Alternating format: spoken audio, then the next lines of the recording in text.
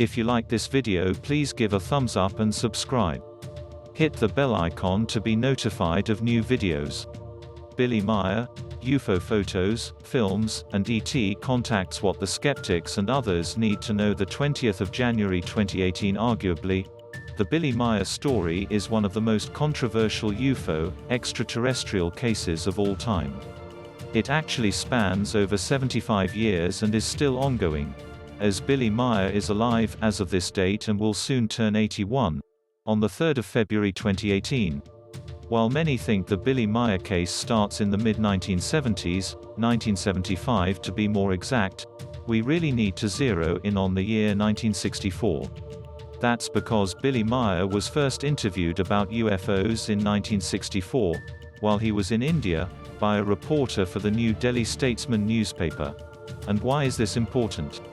It is important because what was reported in the interview lays the foundation for building the case that the Billy Meire contact story is real. It is why we need to examine the 1964 newspaper article, and other corroborating evidence at that time, in detail before we jump ahead to 1975, the starting point for where most skeptics launch their attack and call it all a hoax. So let's get to the article.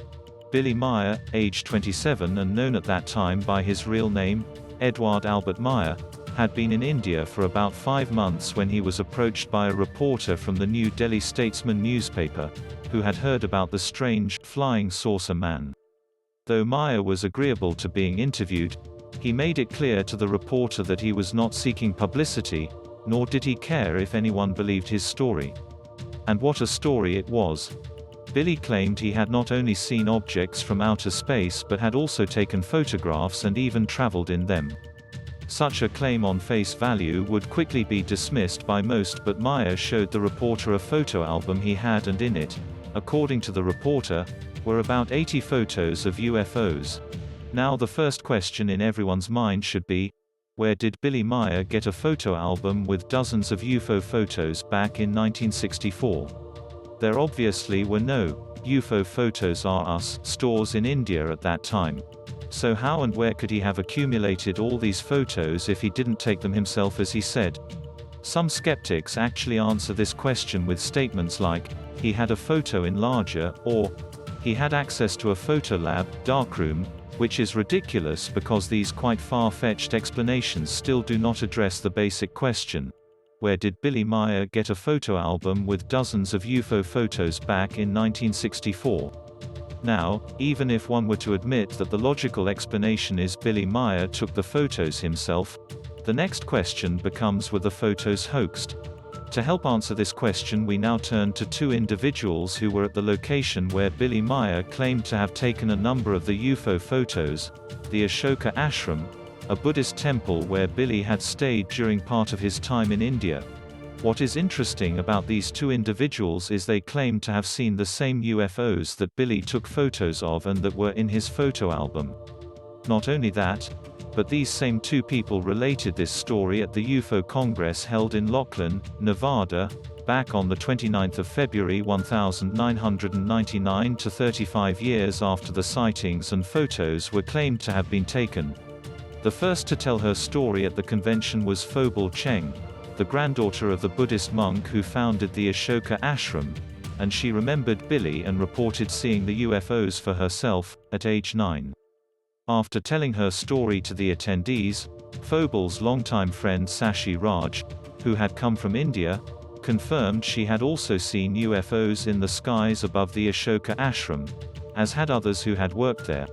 To put this into perspective, we have two people with nothing to gain, willing to come forward years later to tell their story, even though it was not an easy thing to do. On top of this, the connection and impact Billy Meire had made on Phobal Cheng was something special, as she actually flew from the US, where she was living, to Switzerland to visit him, not once but twice. In fact, on her second trip there, she brought her husband and they ended up staying 2 weeks at Billy Meire's home. Let's put what we have together and see where we are at now. An easy way to do this is to apply 3 aspects used in criminal law to determine whether or not someone could be guilty of a crime, or in this case, a hoax. Those three aspects are means, motive, and opportunity, and we will apply each one to ascertain what is the logical conclusion as to whether or not Billy Meire perpetrated a hoax going back to the year 1964. If no hoax could be found in 1964, then a strong case can be made there was no reason for him to perpetrate a hoax in 1975, or any time later. We will begin with the means. In 1964, Billy Meire was basically backpacking his way from country to country, earning meager amounts of money doing an assortment of odd jobs. At the time of the interview, the reporter noticed the only items Billy had were a few articles of clothing, a folding camera, 2 small bags, and his photo album. Not the best of times to try to get into the UFO hoaxing business when basic survival was already a challenge. For Billy Meire to fake dozens of different UFO photos, some of which he still has today and which are clearly pictures of some type of spacecraft, would be more than just extremely difficult at the time, it would have been closer to impossible. The second and perhaps most important aspect we need to deal with is the motive. As the newspaper reporter stated in his article, and I quote, "But he clearly is not eager to talk about his experiences, which, to say the least, are remarkable. Indeed, the little that he has to say has to be pried out of him. He doesn't want publicity, he doesn't care if anyone believes him or not."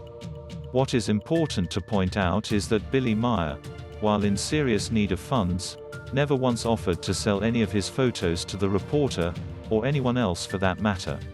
If this was all a hoax, you would have expected to hear stories about how Meire had gone around telling his strange tales to others while trying to profit from it. It would be logical to assume that if he was able to produce fake UFO photos at will, he also would have been able to make some money from it. But there is no record of that ever being the case. So, with no known motive, check that one off from the list. The third element is opportunity. Meire is in an area and country he is unfamiliar with. He has no known friends or contacts, and one of the few items he has is an old camera. Yet, he is somehow able to fake dozens of UFO photos without being detected and without having any known accomplice. And since we already have other witnesses that have come forward, and have reported seeing the same objects in the sky that ended up as photos in Meire's album, I think we can also put the opportunity aspect to rest as well. So where does all this lead us? If, as far back as 1964, we have documented evidence Billy Meire had amassed a collection of UFO photos and then, 11 years later, started taking clearer and more detailed UFO photos in Switzerland where he lives, is there any reason to still be skeptical? One could say yes, if it were not for the fact that in addition to the photos, Meire was also able to make films of the ET spacecraft he claims he has been in contact with. Trying to hoax still shots of UFOs is one thing, hoaxing a UFO film is quite another. Enter Wally Gentleman. At the time Wally Gentleman viewed UFO photos and films that Billy Meire had taken, he had already been involved with special effects for over 35 years.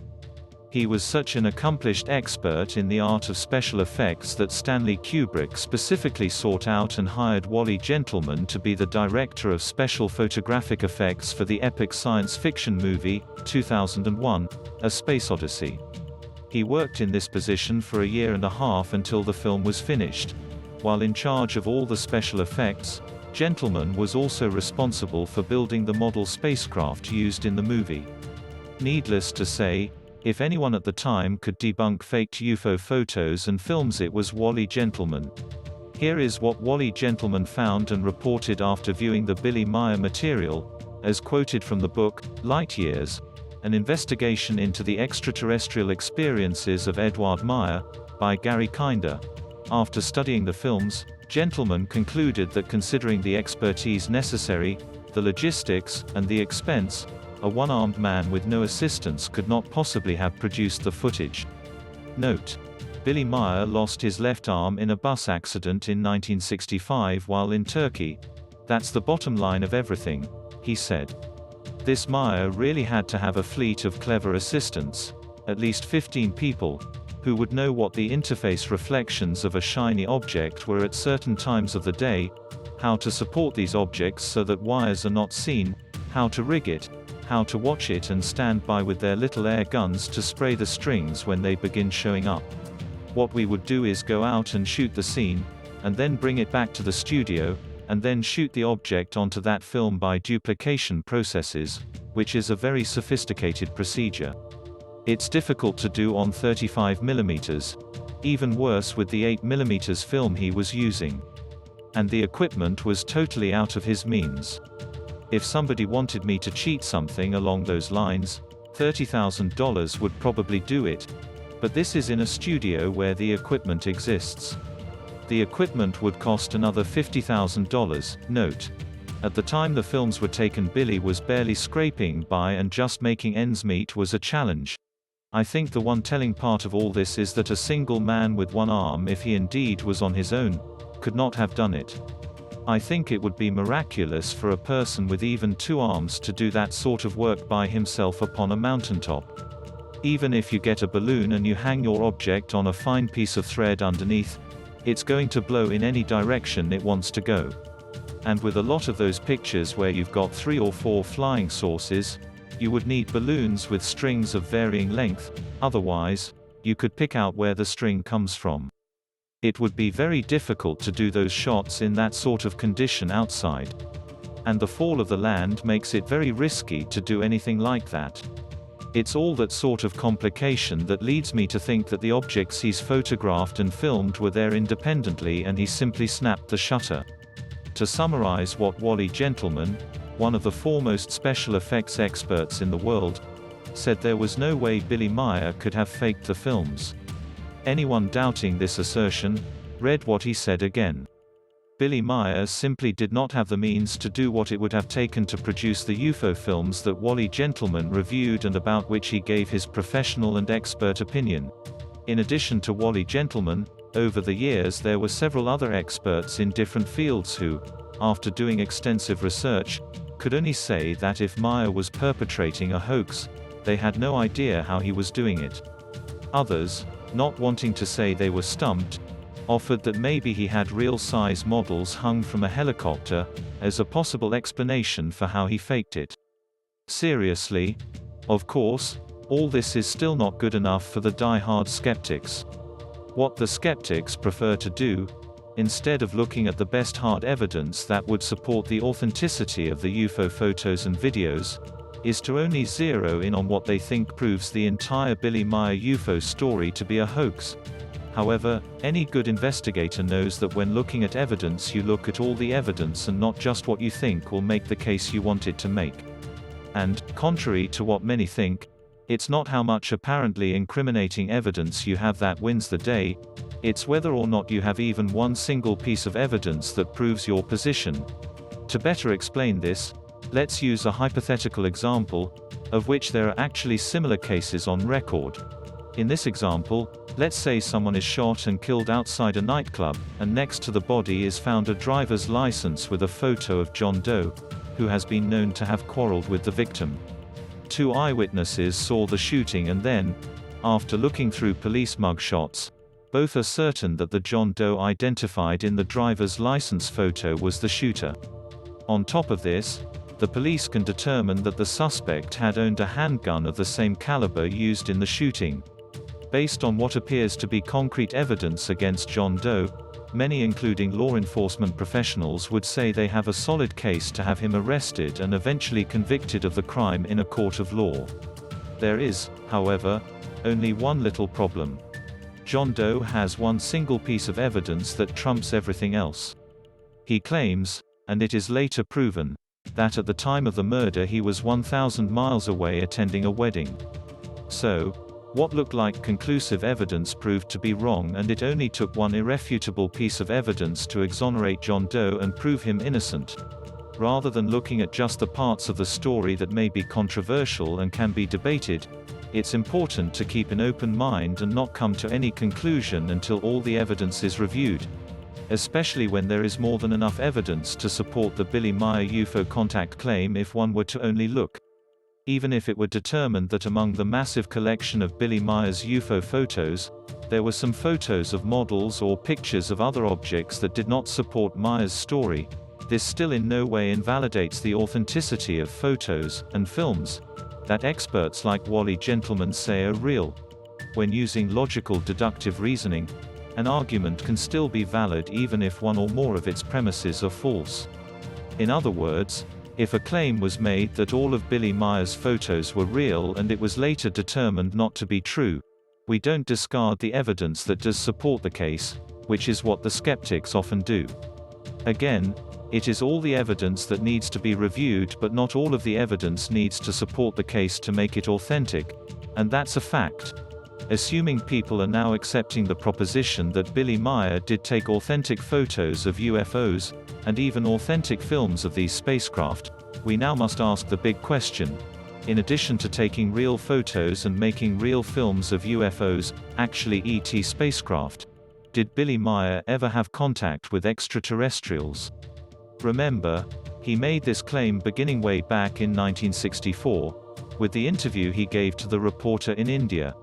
To reason this out, we can conclude that the only way Billy Meire could have taken the photos and made the films that he did was if he had prior knowledge of when and where the UFOs were going to appear. It would have been literally impossible for him to just coincidentally be at the right place and the right time to have collected all the UFO photos and films he did over the years. Somehow, Billy Meire had to have been contacted in advance about when and where to be, and the only ones that could have provided him with that information were the ones aboard or controlling the UFOs. Rather than trying to elaborate on this, I will leave it to the reader to see if there are enough dots to connect here, as I think there are. In conclusion, I would say that, based on all the available evidence and expert testimony, the only logical conclusion one could come to is that Billy Meire has taken numerous authentic photos of UFOs and, more importantly, actual films of UFOs. And he has done it over a span of many years. There is also much more corroborating evidence to support the Billy Meire case that is not covered in this article but can easily be found at various sources on the internet. Of course, none of this will ever be enough for the die-hard skeptics. Once people take a side or stance, as they often do with politics and religion, literally nothing will change their position, no matter how strong the evidence that is presented. I will end by saying I did not write this article with the intention it would change even a single skeptic, because I know it won't. It was simply written for those with an open mind, reasonable intelligence, and a desire for the truth. Joe Tisk served with the USAF Office of Special Investigations, OSI, during the late 1960s and early 1970s. During his assignment with the OSI, he supervised hundreds of personnel investigations at the highest level for the USAF and other agencies of the Department of Defense. While his time and experience with the OSI helped research and evaluate the Billy Meire case, he doesn't believe any special training or knowledge is required to properly research and evaluate the Billy Meire UFO story. Just follow the evidence, use logic and common sense, and he believes you will come to the right decision. See also, India 1964 Billy Meire UFO case, beyond a reasonable doubt NASA engineer. The Billy Meire UFO case is real corroboration and evidence the real UFO films the Pentagon hid from you. Pentagon spent $110 million to not find Billy Meire UFO caseates 1964 all over again. Multimedia presentations on Billy Meire UFO case 5.1 vote article rating.